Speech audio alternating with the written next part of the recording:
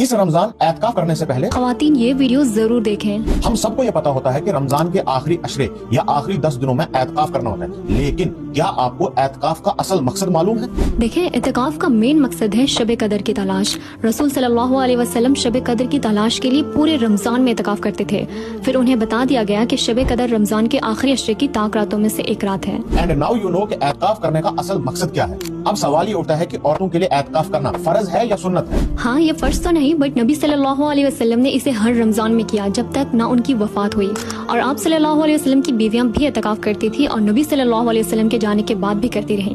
इसलिए एतकाफ करना सुन्नत है और इसका बहुत सवाब है। अब ये सुन्नत अमल आपको स्टार्ट कब करना है, इसमें बड़ी कंफ्यूजन होती है। रसूलुल्लाह सल्लल्लाहु अलैहि वसल्लम 20 रमजान की फजर नमाज पर खेमे में एतकाफ के लिए दाखिल होते थे। अफजल तरीका यही है, लेट से लेट भी आपको मगरिब से पहले एतकाफ के लिए बैठना ही होगा। एतकाफ में तो आप बैठ गए, लेकिन आपको अगर पीरियड्स आ गए तो अब आप क्या करेंगी? देखिए, पीरियड्स आते ही आपका एतकाफ रोकना पड़ेगा। आप 5 या 7 दिन बाद जब पाक हो जाएं तो दोबारा कंटिन्यू कर सकती हैं।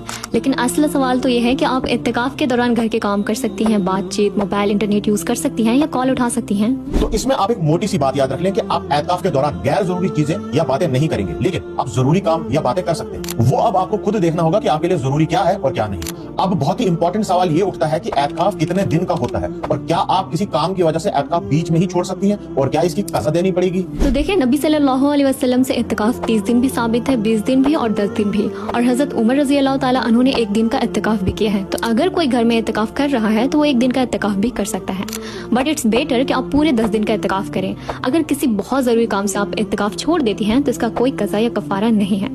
और हाँ, एक बहुत इंटरेस्टिंग सवाल ये है कि क्या घर के काम से बचने के लिए एतकाफ में बैठना जायज है?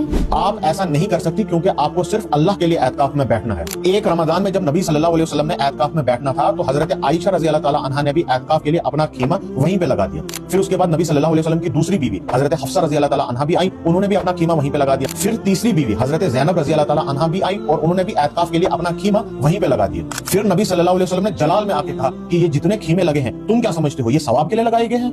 यानी कि रसूलुल्लाह सल्लल्लाहु अलैहि वसल्लम की बीवियों ने वो खीमे रसूलुल्लाह सल्लल्लाहु अलैहि वसल्लम का कुर्ब हासिल करने के लिए लगाए थे। तो आप सल्लल्लाहु अलैहि वसल्लम ने वो खीमे ही उखड़वा दिए और अपना खीमा भी हटा दिया। और उस रमजान नबी सल्लल्लाहु अलैहि वसल्लम ने एतकाफ किया ही नहीं, हालांकि अपनी पूरी जिंदगी नबी सल्लल्लाहु अलैहि वसल्लम रमजान में एतकाफ किया करते थे। इसलिए एतकाफ में अगर बैठना है तो सिर्फ अल्लाह के लिए। तो इस वीडियो को सदका जारिया की नियत से अपनी बहनों और दोस्तों के साथ लाजमी शेयर करें और उनसे कहो कि